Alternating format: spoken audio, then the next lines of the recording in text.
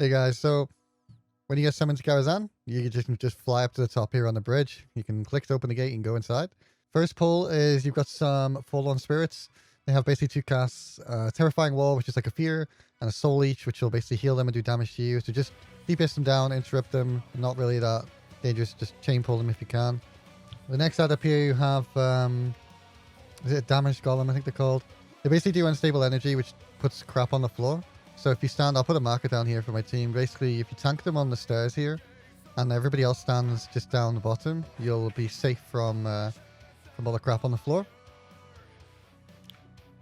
There we go. You can see it coming in now. I think it's unstable energy. It hits pretty hard even on a tyrannical week. So on fortified, it will probably one shot on like 15 and higher. So got to make sure you avoid those.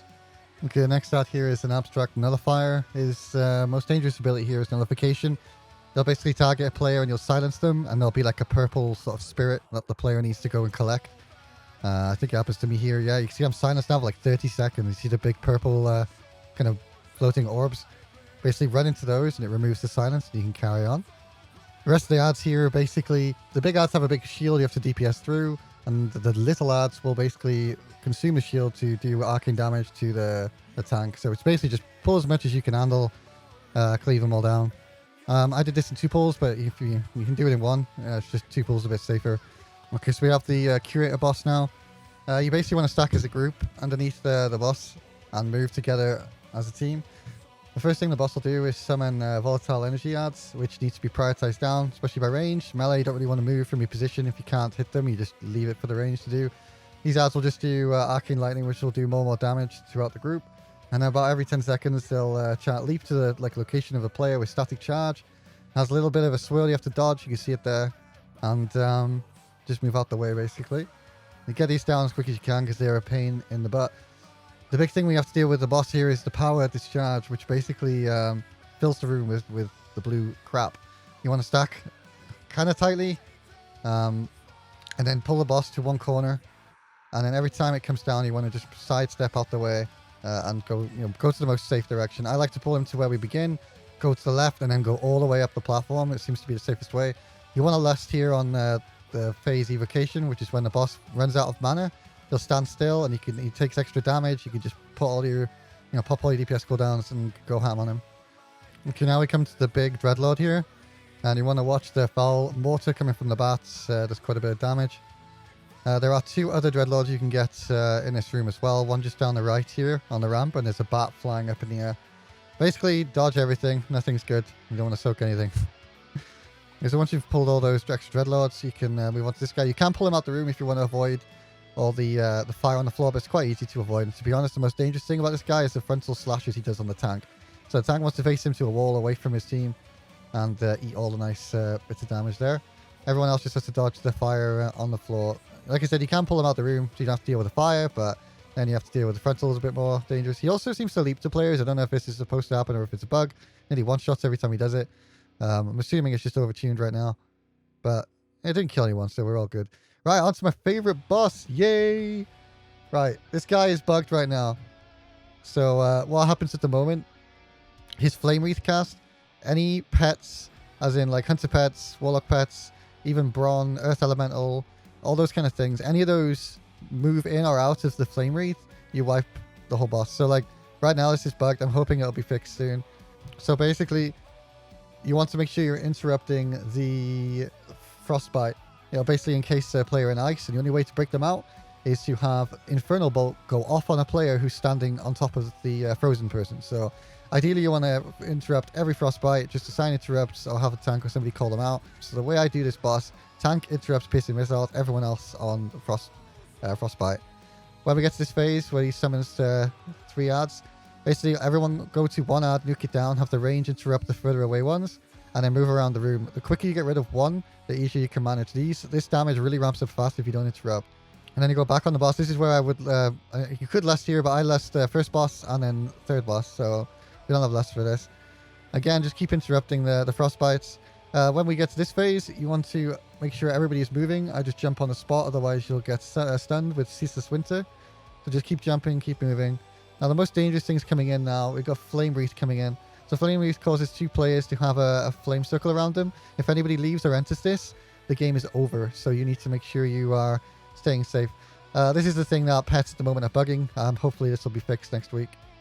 There we go. To be honest, right now, week 1, this is the only boss in here that will cause you massive grief because of the fact that it's bugged. So, and there's a lot of interrupts. So if you're pugging this, you're going to probably have a little bit of difficulty, because if you all interrupt the first frostbite, you're guaranteed going to have people frozen, and you'll have to basically play the real strat, which is to get Inferno Bolts to stand on top of your frozen players to break them out, which isn't going to be as much fun, because then everyone takes more ticking damage from the Inferno Bolts.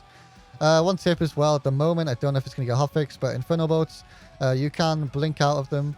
So if you're a mage, or if you've got Soul Shaper or something like that, you can blink out of them and leave the dot where it was, and nobody takes any damage from it. So, but that is kind of like master strat. There are 2 Dreadlords in this room. You want to make sure you pull those, get the extra buff. If you don't know how the fix things works, basically at the start of the dungeon, you can speak to a person and choose your best stat.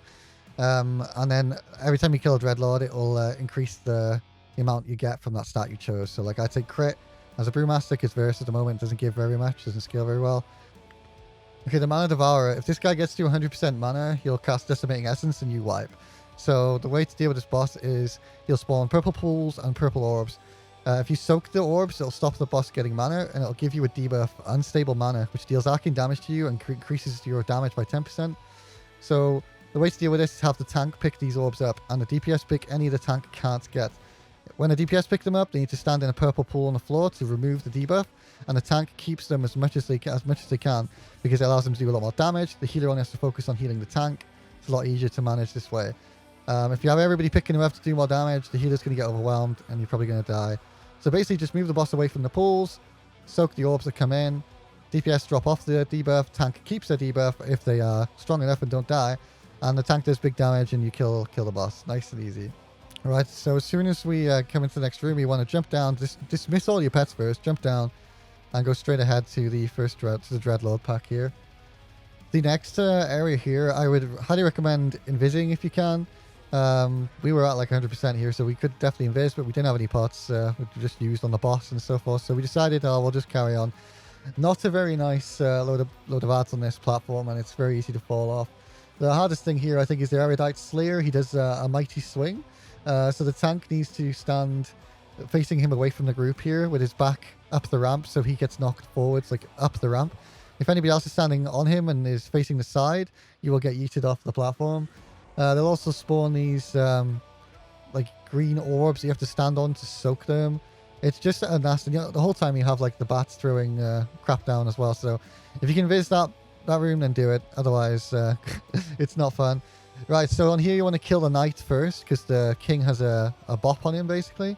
So kill the knight, the king becomes DPSable, attack the king gets his buff back, go back on a knight. Knights have the lowest HP. It doesn't matter which one you kill, but a knight has the lowest, so you might as well kill the knights. Knight king, basically, with this. So we have the final boss now, Vizadoom. So basically there'll be an interrupt, a burning blast. There's a lot of damage to the tank, make sure it's interrupted. The boss will do a charged frontal disintegrate. Make sure you move away, it will also knock you back. There'll be orbs spawned by chaotic shadows. Basically, I'll put a debuff on a player. That person needs to move away. When they get dispelled, orbs will shoot out of them from a 360 degrees. Further away you are, the more of a pizza slice angle you'll have to dodge the orbs coming at you. We also have bombardment, which is just swirlies coming in from the ship. And we also have fell beam. A player will be targeted with fell beam, which is like a channel beam that will shoot, and you have to run away from the group and keep moving. When the boss reaches 66%, you'll have a portal that you can take up to the top here. When you get to the top, you don't want to avoid the lightning on the sides and watch the beam that the boss is doing right down the middle. So take your time if you need to and avoid the frontal. You basically have everything you had in the first phase now, but you'll have 2 of the chaotic shadows. So you need to have like one person move away, get dispelled. The other person will just let theirs go off and move away. Don't dispel them at the same time, you'll be in trouble. When you get to the final platform, you want to get all the way to the boss and don't interrupt him until the very last second. If you interrupt him, he'll start doing his abilities again. He'll also start summoning more ads. Basically, get there, clear all the ads grouped up. You want to pop blast, pop body cooldowns, interrupt before the cast ends. And basically on that platform, you have 3 chaotic shadows to deal with. So you need the whole group to be spreading out, dropping off their orbs, and all that good stuff. So the whole time as well, if he does disintegrate and you get hit, you'll get knocked back now. So you will get knocked off the platform here. So you need to be careful where you're standing. Hopefully that helped you out, guys. Hopefully it makes some sense. I'll be making another video in a couple of weeks when We know more about routes, and I don't know if the Dreadlords are like going to be different places and all that kind of stuff. But I hope this should get you through like, 15s and stuff. But now, yeah, if you want to do some keys with me or join us for a review raid, I'm over on Twitch pretty much every day. So come hang out, say hello, and I'll see you guys soon. Bye.